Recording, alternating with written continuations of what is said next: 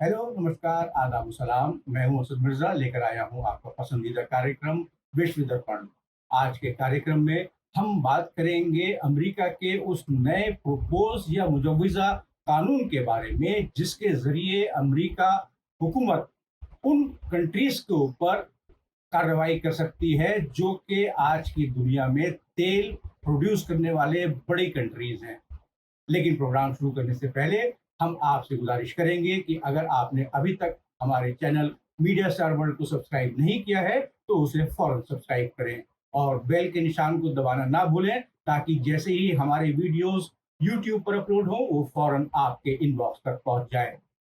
तो आइए अब बात करते हैं अमेरिका के उस नए कानून के बारे में जिसे एनओपेक कहा जा रहा है। हम आपको बताएंगे कि एनओपेक क्या है, इसके मायने क्या है और जिसके जरिए अमेरिका खासतौर से ओपेक कंट्रीज को यानी कि वो मुल्क जो कि पूरी दुनिया में तेल पैदा करने वाले बड़े मुल्क हैं उनके खिलाफ अमेरिका कैसे कार्रवाई कर सकता है। दरअसल 5 मई 2022 को अमेरिकी सेनेट की जुडिशरी कमेटी ने एक बिल को मंजूरी दी है जिसके हक में 17 वोट पड़े और उसके खिलाफ 4 वोट पड़े, यानी कि बिल सेनेट की जुडिशरी कमेटी के अंदर पास हो गया। और इस बिल का नाम है एनओपेक, जिसे कहा जा रहा है no oil producing and exporting cartels act of 2021। और ये 2021 की बजाय 2022 भी हो सकता है क्योंकि अभी इस बिल को हाउस ऑफ रिप्रेजेंटेटिव्स और अमेरिकन सीनेट से मंजूरी के बाद सदर जो बाइडेन की मंजूरी भी दरकार है, उसके बाद ही ये एक कानून बन सकता है। अब बात करते हैं कि जब ये बिल कानून में तब्दील हो जाएगा तो फिर अमेरिका के पास ओपेक कंट्रीज के खिलाफ कार्रवाई करने के लिए अमेरिका को क्या रास्ता दस्तयाब होगा या मैसर हो सकता है। दरअसल ओपेक यानी organisation of the petroleum exporting countries उन 13 मुल्कों का एक कंसोर्शियम या ऑर्गेनाइजेशन है जो पूरी दुनिया का 44% या 44% ऑयल प्रोड्यूस करते हैं और जिनके पास पूरी दुनिया के तकरीबन 81.5% यानी 81.5% ऑयल रिजर्व्स मौजूद हैं। और इन 13 मुल्कों में ईरान, इराक, कुवैत, सऊदी अरब, वेनेजुएला, यूएई, अल्जीरिया, अंगोला वगैरह शामिल हैं। ओपेक की शुरुआत 14 सितंबर 1960 को इराक के शहर बगदाद में हुई थी, क्योंकि उस वक्त तक ये मुल्क जो कि अब ओपेक के मेंबर्स हैं वो कॉलोनियल रूल से आज़ाद हो चुके थे और उन्हें उस कार्टेल के खिलाफ काम करना था जिसे उस वक्त सेवन सिस्टर्स कहा जाता था। ये कार्टेल 1944 की दहाई में अमल में आया था और इस सेवन सिस्टर्स नामी ग्रुप में वो कंपनियां शामिल थी जिनको कि हम आज British Petroleum, Shell, Chevron, Exxon Mobil के नाम से जानते हैं। ये ब्रिटिश और अमेरिकन कंपनियां उस वक्त पूरी दुनिया के तेल के रिजर्व्स के ऊपर और तेल के कारोबार के ऊपर अपना कंट्रोल रखती थी और किसी दूसरे मुल्क को उसमें शामिल नहीं होने देती थी। 1950 में जब इटली ने सेवन सिस्टर्स में शामिल होने की बात कही तो इटली के प्राइम मिनिस्टर को बुरी तरीके से लताड़ दिया गया कि आपने कैसे हिम्मत की कि आप उस ग्रुप में शामिल हो जिसमें कि सिर्फ और सिर्फ अमेरिकी और ब्रिटिश कंपनियों की इजारेदारी या अक्सरियत है। तो एक तरीके से ये ब्रिटिश कंपनीज अपनी अपनी हुकूमतों के लिए यानी कि अमेरिकन और ब्रिटिश हुकूमतों के लिए काम करती थी और ये हुकूमतें भी इन सेवन सिस्टर्स यानी कि इन 7 कंपनियों के लिए काम करती थी और अगर उन्हें किसी मुल्क में कोई दिक्कत आती थी तो फौरन अमेरिकन या ब्रिटिश गवर्नमेंट उन कंट्रीज की हुकूमतों से रजू करती थी, कॉन्टेक्ट में आती थी और वो कवानीन खत्म करवा देती थी जो इन सेवन सिस्टर्स या इन 7 कंपनियों के खिलाफ अमल में लाया गया होता था।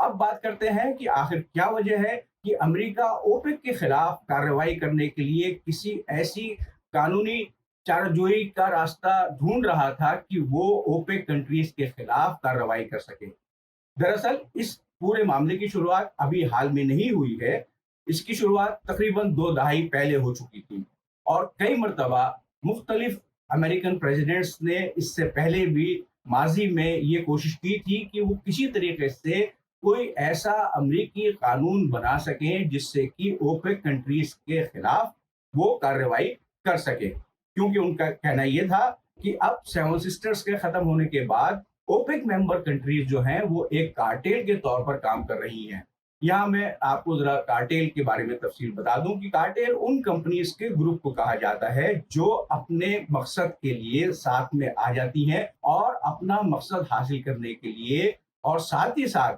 उस चीज की कीमतों को घटाने या बढ़ाने के लिए वो मिलजुल कर काम करते हैं। यानी कि एक तरीके से वो अपने खिलाफ किसी भी कॉम्पिटिटर को मार्केट में आने से रोकते हैं, और अगर कोई आ जाए तो वो उसे खत्म करने की पूरी कोशिश करते हैं। तो अगर हम माजी में देखें तो हमें साफ जाहिर होगा और मालूम होगा कि एक तरीके से मुख्तलिफ ओपेक कंट्रीज जिस तरीके से अमेरिका के खिलाफ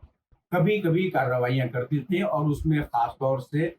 वो मुल्क भी शामिल हैं जो कि अमेरिका नवाज कहे जाते हैं, कभी कभी उन्होंने भी हिम्मत करके अमेरिका के खिलाफ कोई कार्रवाई या कोई इकोनॉमिक डिसीजन लेने की कोशिश की। इसमें सऊदी अरेबिया भी शामिल है। तो माजी के भी प्रेसिडेंट्स इस बात की कोशिश करते रहे हैं कि किस तरीके से वो एक ऐसा रास्ता ढूंढ पाए कि ओपेक कंट्रीज के खिलाफ वो कोई काम कर सकें। अब सीनेट में जो बिल पास हुआ है उसमें इस बात का प्रोविजन है, अमेरिका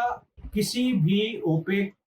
मेंबर कंट्री की सॉवरन इम्यूनिटी या खुद मुख्तारी को रिकॉग्नाइज नहीं करेगी, और इन हुकूमतों की उन कंपनीज के खिलाफ जो कि ऑयल प्रोडक्शन से कनेक्टेड है, जैसे कि सऊदी अरब की अरामको कंपनीज, उनके खिलाफ कानूनी चाराजोई कर सकती है अमेरिकन कोर्ट्स में, और उनके खिलाफ फैसले पास हो सकते हैं कि उन्होंने जानबूझकर तेल की कीमतें कम की या तेल की कीमतें ज्यादा की। अब इस पूरी कंट्रोवर्सी के हालिया लिंक की बात करते हैं। तो जब से रूस ने यूक्रेन पर हमला किया तब से अमेरिका ने मुख्तलिफ जराए से मुख्तलिफ तरीकों से रूस के खिलाफ सैंक्शंस और इकोनॉमिक पाबंदियां आयद करने का एक सिलसिला शुरू किया था। उसमें यह भी शामिल था कि आप रूस से तेल खरीदना बंद करें, लेकिन बहुत से ममालिक जिनमें कि हिंदुस्तान भी शामिल है रूस से सस्ते दामों में तेल खरीद रहा है। और साथ ही साथ अमेरिका का ओपेक कंट्रीज से ये भी डिमांड थी कि ओपेक कंट्रीज अपना ऑयल प्रोडक्शन बढ़ाए, जबकि गुज़िश्ता साल ओपेक कंट्रीज ने एक डिसीजन लिया था जिसके मुताबिक वो अपना प्रोडक्शन क्वार्टरली बेसिस यानी कि हर तिमाही के बाद थोड़ा थोड़ा करके बढ़ाते, ताकि उसका असर तेल की कीमतों पर के आलमी बाजार पर ना हो। लेकिन अब अमेरिका चाहता है कि सऊदी अरब और यूएई अपने ऑयल प्रोडक्शन लेवल्स इंक्रीज करें, उसमें इजाफा करें, ताकि मार्केट के अंदर आपको आसानी पेट्रोलियम प्रोडक्ट्स मिल सकें, और वो भी उन कीमतों के ऊपर जो अमेरिका तय करे, ना कि ओपेक कंट्रीज। तो यहीं से इस तरह से की शुरुआत होती है कि ओपेक कंट्रीज का कहना है कि हम खुद मुख्तार मुल्क होने के साथ ही साथ हमारी कंपनीज को ये हक हासिल है कि वो ये तय करें कि कितना तेल प्रोड्यूस करेंगे और उस तेल की आलमी या इंटरनेशनल बाजार में क्या कीमत होगी। इसको तय करने का हक अमेरिका को किसी भी तरीके से हासिल नहीं है। साथ ही साथ मैं आपको यहाँ ये बताना चाहूंगा कि ऐसा नहीं है कि पूरा अमेरिका या अमेरिका की हर पॉलिटिकल पार्टी या हर पॉलिटिकल लीडर इस नए कानून के हक में है। कुछ लोग ऐसे भी हैं जो कि इस वीजा कानून के खिलाफ हैं, जैसे कि रिपब्लिकन पार्टी के सेनेटर जॉन क्रॉनिन, जिनका ताल्लुक टेक्सास से है, और टेक्सास वो अमेरिकी रियासत है जहां पर कि सबसे ज्यादा तेल की पैदावार होती है। जॉन क्रॉनिन का कहना है कि ये कानून किसी भी तरीके से अमेरिका के हक में नहीं जाता है, बल्कि ये आखिरकार खुद अमेरिका के खिलाफ ही जाएगा। इसलिए हमें बहुत एहतियात के साथ इस कानून के बारे में सोचना चाहिए और इसके बारे में कोई अगला कदम उठाना चाहिए।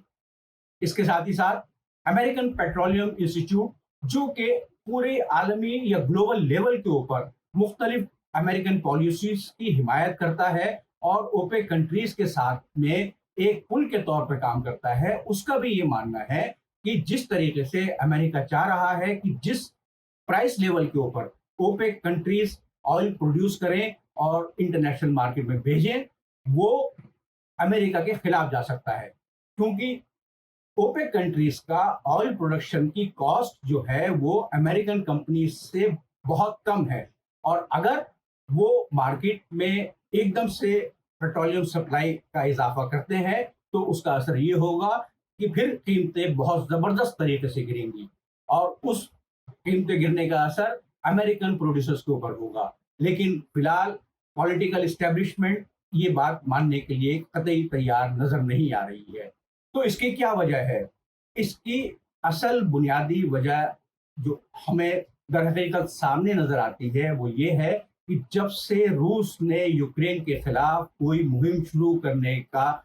अयादा किया था या बात कही थी या इंडिकेशन दिया था, तब से American president Joe Biden, Saudi Arab के क्राउन प्रिंस या वली अहद मोहम्मद बिन सलमान और मुत्तहदा अरब अमीरात के क्राउन प्रिंस या यूएई के वली अहद मोहम्मद बिन जायद से फोन पर लगातार बातचीत करने की कोशिश कर रहे थे, लेकिन इन दोनों वली अहद ने अमेरिकन प्रेसिडेंट से बात करने से इनकार कर दिया। आखिरकार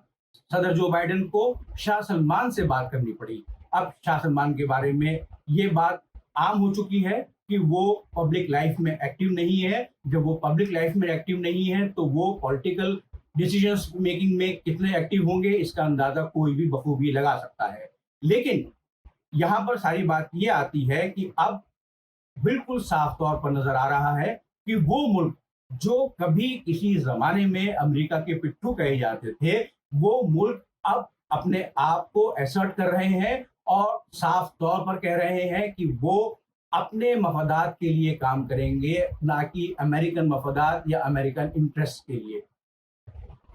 सऊदी अरब और मुत्तहदा अरब अमीरात यानी यूएई दोनों के कंपनीज और ऑयल एग्जीक्यूटिव्स का कहना है कि हम जो भी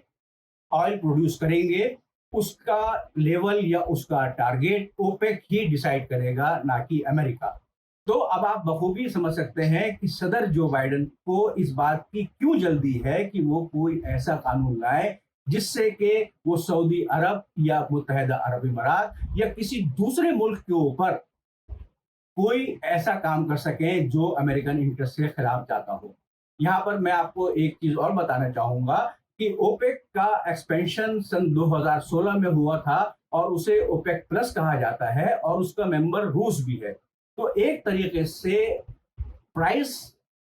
यानी कि कीमतों की लड़ाई में रूस भी शामिल है और अमेरिका भी शामिल है, और अमेरिका हर तरीके से ही चाह रहा है कि वो अपनी बालादस्ती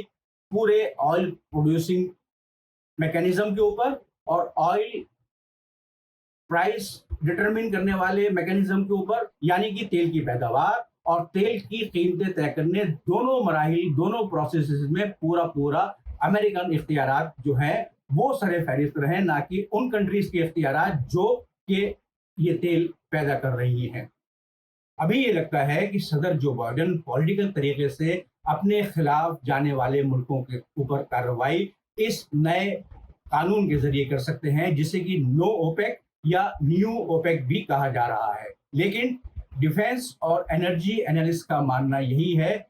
कि जब रूस यूक्रेन वॉर खत्म होगी तो उस वक्त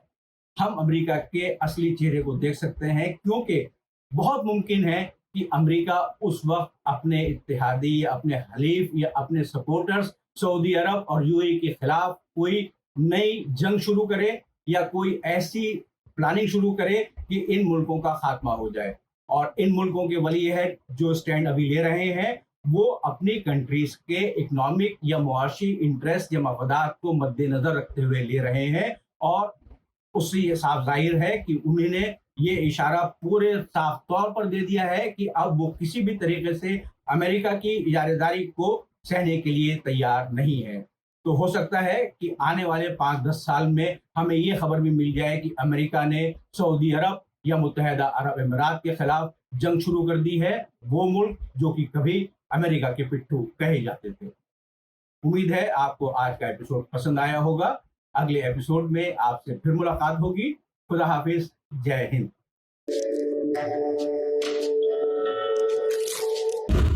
میڈیا اسٹار ورلڈ کے اور ویڈیو دیکھنے کے لیے ہمارے چینل کو سبسکرائب کریں اور سیدھے نوٹیفیکیشن پانے کے لیے بیل آئیکن دبائیں.